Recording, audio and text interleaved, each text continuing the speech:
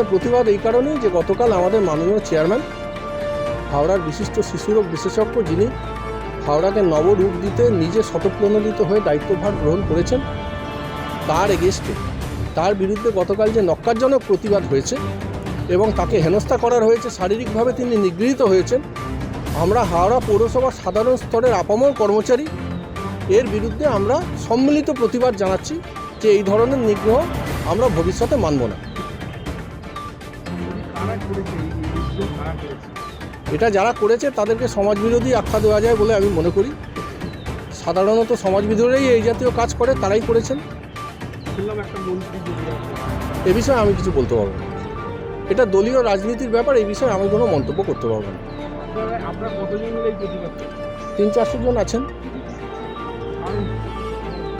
কারণটা আপনাকে আগেও বলেছি যে আমরা সম্মিলিত প্রতিবাদ জানাচ্ছি আমাদের মাননীয় চেয়ারম্যান সাহেবের নিগ্রহের প্রতিবাদ।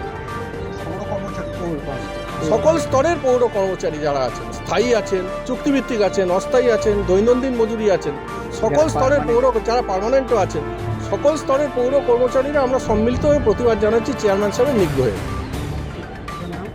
অরূপ সেনগুপ্ত, আমি পৌরসভার চুক্তিভিত্তিক কর্মচারী।